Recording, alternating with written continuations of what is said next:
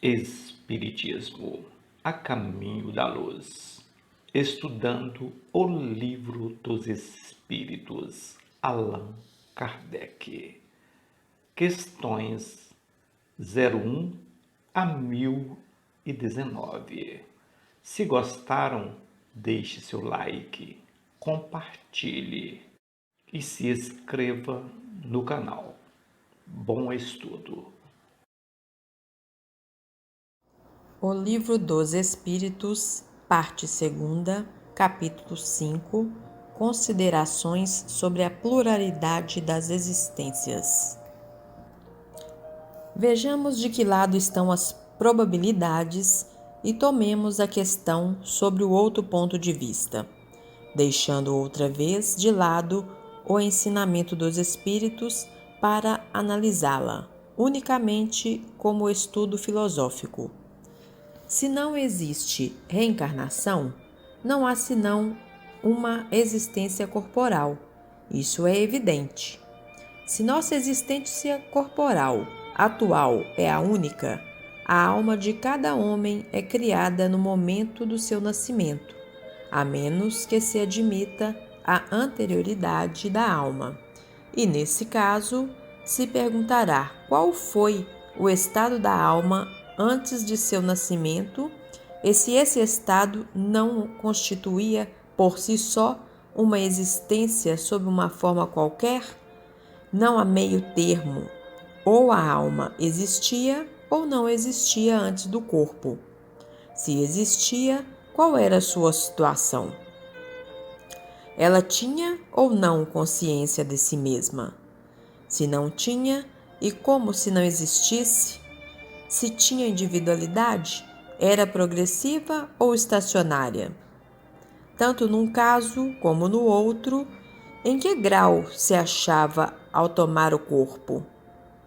Ao admitir, de acordo com a crença popular, que a alma nasce com o corpo, ou o que vem a dar no mesmo, que antes de sua encarnação tinha apenas qualidades negativas, fazemos as seguintes questões.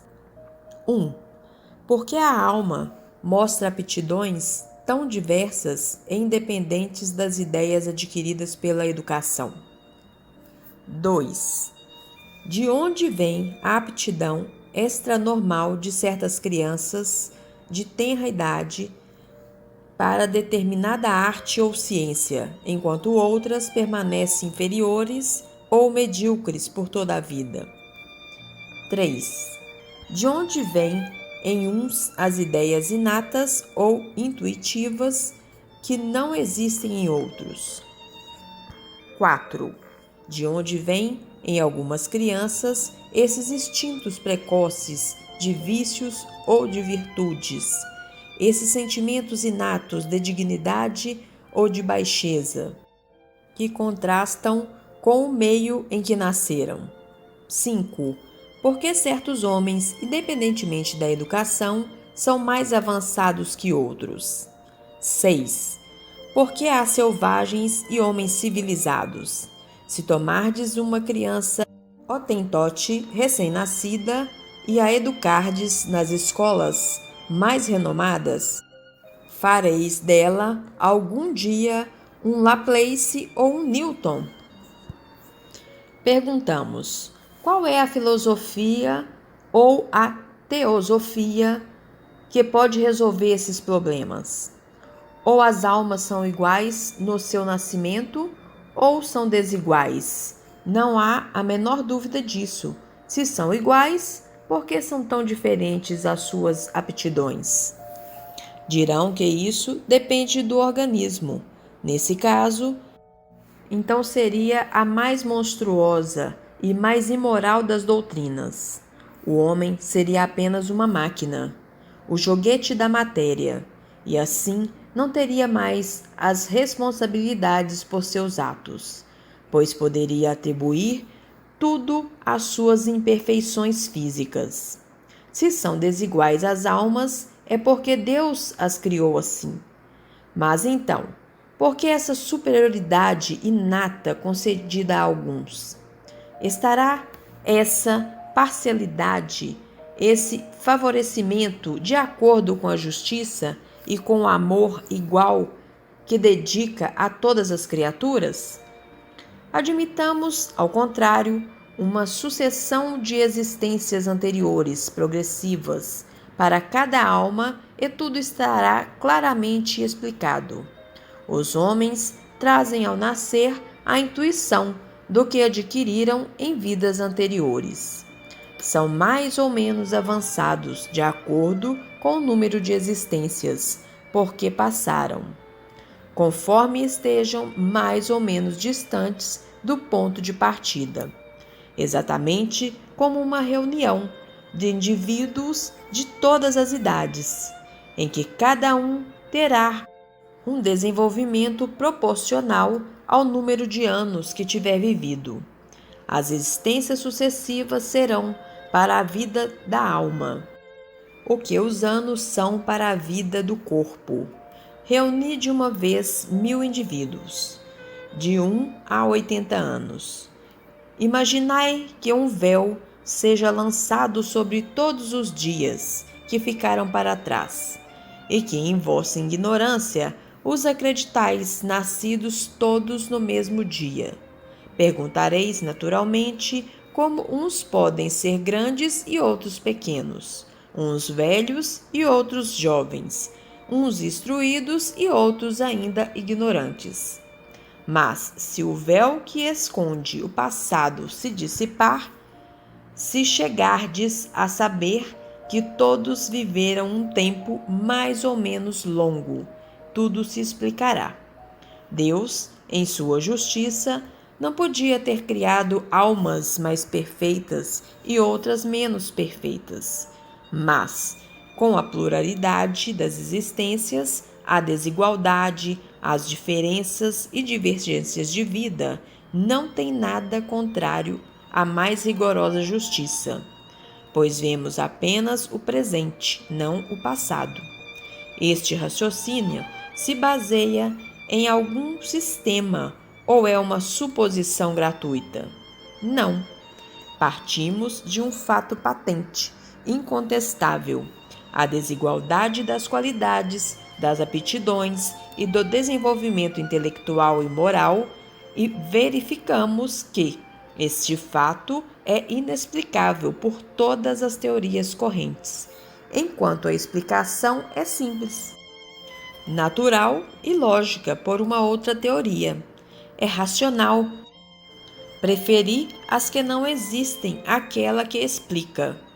Em relação à sexta questão, sem dúvida se dirá que o Hotentote é uma raça inferior. Então, perguntaremos se o Hotentote é ou não é um homem. Se é um homem, por que Deus o fez? É a sua raça, deserdados de privilégios concedidos à raça caucásica. Se não é um homem, por que procurar fazê-lo cristão? A doutrina espírita é mais ampla que tudo isso. Para ela, não há diversas espécies de homens. Há apenas homens cujos espíritos estão mais ou menos atrasados, todos, porém, suscetíveis de progredir. Não está este princípio mais de acordo com a justiça de Deus? Acabamos de avaliar as condições da alma quanto ao passado e ao presente. Se nós a considerarmos numa projeção quanto ao seu futuro, encontraremos as mesmas dificuldades. 1. Se nossa existência atual é única, deve decidir a nossa destinação vindoura? Qual é, então, na vida futura, a posição respectiva do selvagem e do homem civilizado? Estarão no mesmo plano ou estarão distanciados em relação à felicidade eterna? 2. O homem que trabalhou durante toda a vida para se aperfeiçoar estará na mesma posição daquele que permaneceu inferior, não por sua culpa, mas porque não teve tempo nem oportunidade de se aperfeiçoar? 3. O homem que praticou o mal, porque não pôde se esclarecer, será culpado por um estado de coisas que não dependeram dele? 4. Trabalha-se para esclarecer os homens, para moralizá-los, civilizá-los, mas, por cada um que se esclareça, há milhões de outros que morrem, e cada dia antes que a luz chegue até eles, qual será o fim deles? Serão tratados como condenados? Se não sofrem, o que fizeram para merecer estar na mesma posição que os outros? 5. Qual é o destino das crianças que morrem em tenra idade e que não puderam, por isso, fazer o bem nem o mal? Se ficarem entre os eleitos, por que esse favorecimento, sem terem feito nada para merecê-lo? Por qual privilégio se livraram das dificuldades da vida? Há alguma doutrina capaz de esclarecer essas questões? Admite as existências consecutivas e tudo estará explicado, de acordo com a justiça de Deus. O que não puder ser feito numa existência se fará em outra. É assim que ninguém escapa à lei do progresso. Cada um será recompensado de acordo com o seu mérito real, e ninguém é excluído da felicidade suprema, a que pode pretender, sejam quais forem os obstáculos que venham a encontrar no caminho. Essas questões poderiam ser multiplicadas ao infinito, porque são inúmeros os problemas psicológicos e morais que só encontram solução na pluralidade das existências.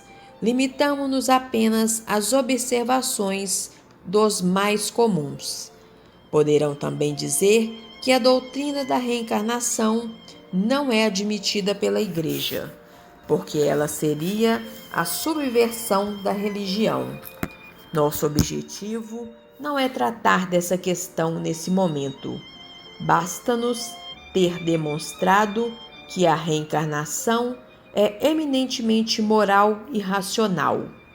Portanto, o que é moral e racional não pode ser contrário a uma religião que proclama ser Deus a bondade e a razão por excelência, que teria sido da religião se, contra a opinião universal e a comprovação da ciência, se houvesse posicionado contra a evidência e tivesse expulsado do seu seio todos que não acreditassem no movimento do Sol ou nos 6 dias da criação?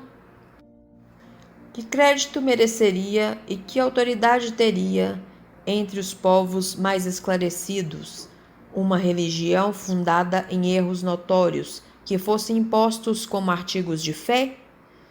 Quando a evidência foi comprovada, a Igreja se colocou sabiamente ao lado do que era evidente. Se está provado que existem coisas impossíveis sem a reencarnação e que certos pontos do dogma somente podem ser explicados por ela, é preciso admitir e reconhecer que a discordância entre essa doutrina e os dogmas é apenas aparente. Mais adiante, mostraremos a religião está menos distanciada do que se pensa da doutrina das vidas sucessivas e que, se a aceitasse, não sofreria maiores danos do que já sofreu com a descoberta do movimento da Terra e dos períodos geológicos que, à primeira vista, pareceram desmentir os textos bíblicos. O princípio da reencarnação ressalta, aliás, em muitas passagens das Escrituras e se encontram notavelmente formulado de maneira clara e inequívoca do Evangelho. Quando descia ao monte, após a transfiguração, Jesus lhes ordenou: não faleis a ninguém o que acabastes de ver, até que o Filho do Homem seja ressuscitado dentre os mortos. Seus discípulos o interrogaram então, dizendo: por que os escribas dizem que é preciso que Elias venha primeiro? Mas Jesus lhe respondeu: é verdade que Elias deve vir e que restabelecerá todas as coisas. Mas eu vos declaro que Elias já veio, e eles não o conheceram, mas os fizeram sofrer como quiseram. É assim que farão morrer o Filho do Homem. Então seus discípulos entenderam que era de João Batista que ele lhes falava. Mateus, capítulo 17.